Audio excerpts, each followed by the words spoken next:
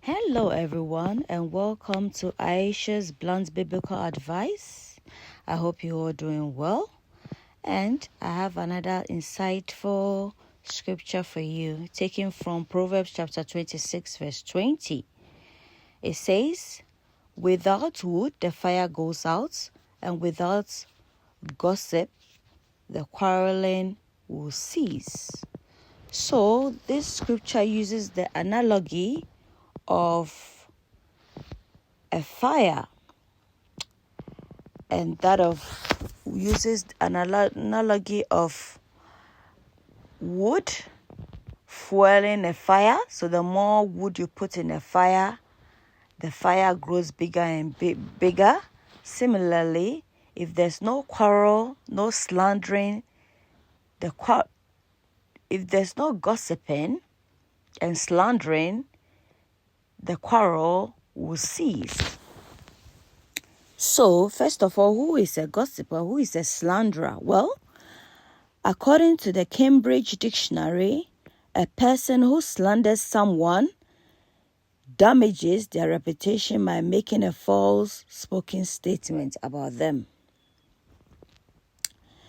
People want to slander you for their own selfish gain by causing a quarrel, in line with Proverbs 26, verse 20.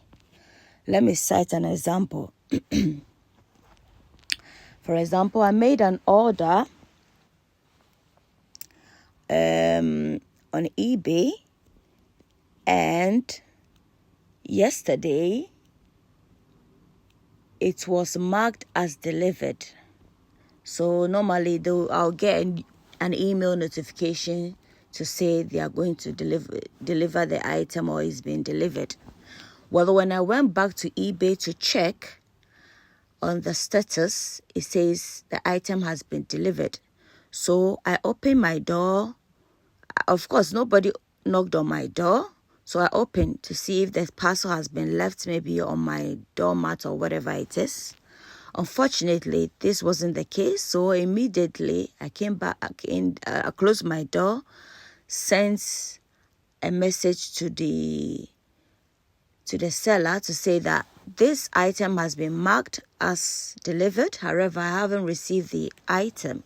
So therefore, they should send a message to the courier, the every courier, inquiring from them to provide proof of them actually personally handing over the item to me, since they claim that the item has been delivered. And I didn't hear any doorbell, any knock on my door.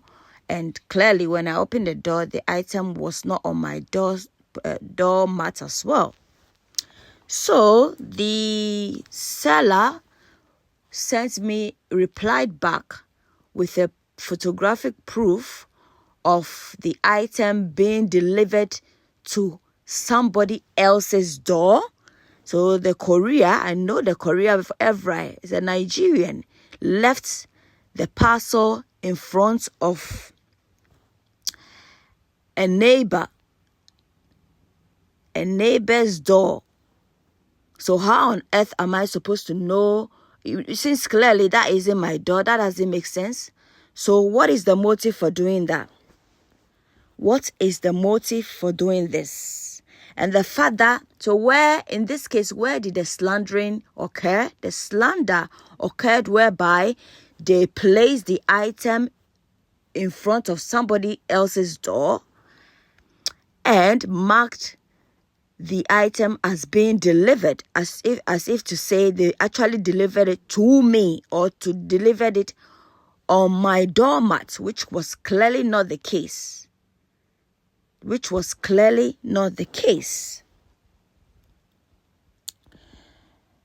So, similarly, Royal Mail postman delivered, I did order some masks and some seats and a foot scrub, So on the 19th of November, I got an email notification to say that. However, on that same day, which is on the 20th, Reame delivered the mask and the seeds, and yet they marked the food scrubber as delivery attempted. That doesn't make sense, because if we're able to deliver the mask as well as the seeds, clearly you should be able to deliver the food scrubber as well. So why did they mark it as delivery attempted? So these are some of the ways and means which people allow themselves to be used by the devil in order to frustrate or cause havoc here and there. So the onus lies on you as an individual to control your anger. Because,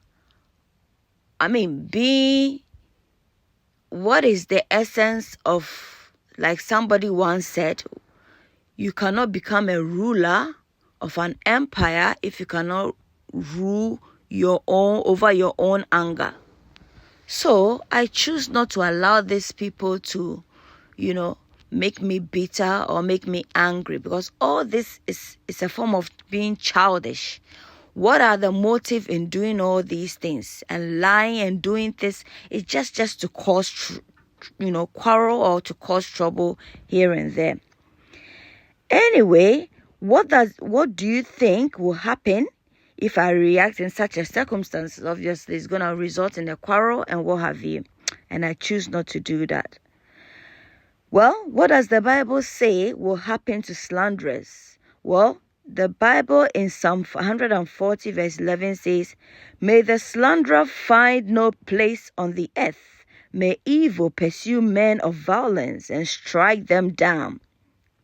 Verse 12 also says, "But I know that Jehovah would defend the lowly and give justice to the poor." So in this case, I leave matters in Jehovah's hands. They should keep at it.